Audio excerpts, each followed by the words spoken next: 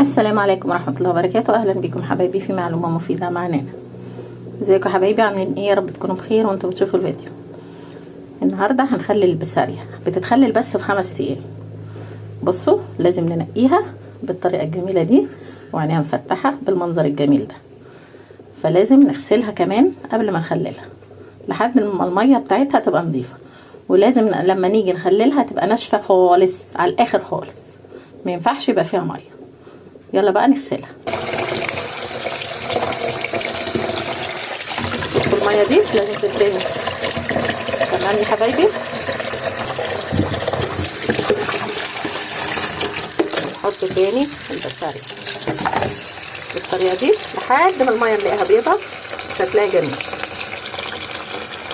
وزي ما قلنا ما نمسكهاش بايدينا عشان من النوع اللي هي بتتهري طبعا، يعني السمك صغير وطري.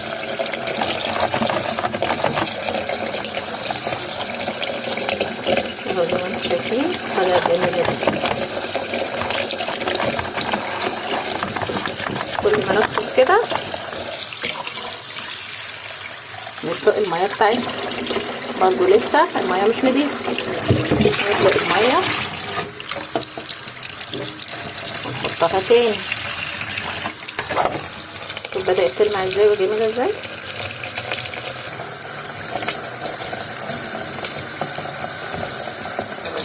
هنا بقى زيادة تأكيد حطيتها في في الطبق دوت علشان اعرف ان كل المية دخلت ودخلت في السمك وبقى يعني اتخلل فيه بحيث المية وصلت لكل سمكاية.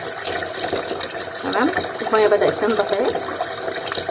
نصفيه ونسيبه ينشف خالص تحت مصفى كده، وحتى في الاخر زيادة تأكيد ننشفه بمناديل ورق. هنا بصوا لمعه بقى جميل ازاي. نسيبه خالص لحد ما ينشف 3-4 ساعات، ولو عايزه تحطيه في التلاجة لتاني يوم في مصفى يكون نشف خالص. اهو يا حبايبي حطيناه وغسلناه كويس، ونسيبه بقى ينشف وارجع لكم. هنا حبايبي بقى بعد ما استنينا لما نشف خالص، وبعدين برضو زياده نعمل بمنديل ورق كده زي ما انتم شايفين. تمام اهو الحمد لله نشف خالص. نعمل ايه بقى؟ يلا بينا نشوف هنعمل. نحط معلقه ملح، تمام، نص معلقه شطه اختياري، نص معلقه بابريكا، نص معلقه كركم بتخلي اللون جميل والطعم برضو بيبقى حلو، والشطه طبعا اختياري. تمام يا حبايبي، نقلب ده كله بقى ببعضه، الملح والكركم والشطه. تمام، نقلب كده، هقلبه وارجع لكم. كده بقى حبايبي قلبنا الكركم مع الشطه مع البابريكا مع الملح، واخدين بالكم؟ بعد كده عندك بطرمان حطي في بطرمان، عندك كيس حطي في كيس بس مغلق طبعا، كيس في كيس. تمام، وده بيستوي على طول. في بيقولوا تاكليه بعد 3 ايام 4 ايام، لا انا بقول اسبوع على الاقل، يعني ممكن كمان لو زودت عن اسبوع ماشي، لكن الحاجه اللي بتبقى كده بتبقى مضره طبعا بالصحه. لازم تستوي كويس، حتى لو هي بتستوي على طول. هي فعلا بتستوي على طول، بس لازم نسيبها فتره. تمام، يعني مثلا اسبوع، لو اسبوعين يستحسن كمان، وتاكلي منه عادي يبقى جميل. انا لما بخلل الماكريل او السردين بقعده شهر، واخدين بالكم؟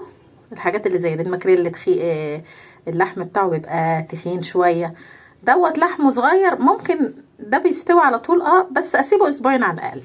تمام، يا اما في علبه محكمه الغلق وبعدين كيس اسود، تبقى يعني نغلفها كويس ما تبقاش معرضه للضوء وبره التلاجة، وبعد ما يستوي عادي تحطيه في التلاجة. هنا حبايبي بقى قبل ما نحطه في البطرمان هنعمل هنحط معلقتين من الزيت عليه كده. تمام، قبل ما نحطه في البطرمان.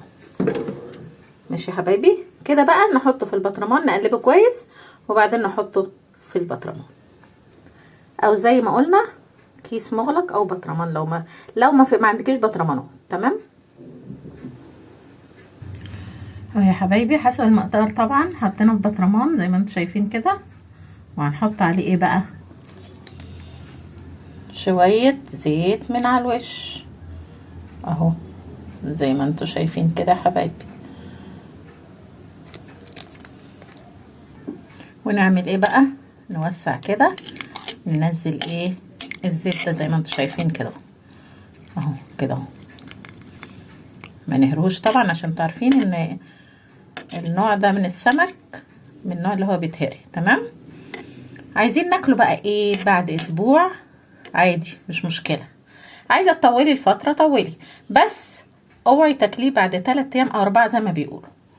اي حاجة عمرها ما تكون لسه اتخللت، فايه يعني يستحسن الحاجات اللي زي دي اللي بتبقى نية وبنخللها لازم تاخد وقتها في السوا.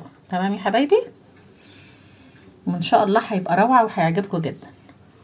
اتمنى تجربوه يا حبايبي، والسلام عليكم ورحمة الله وبركاته.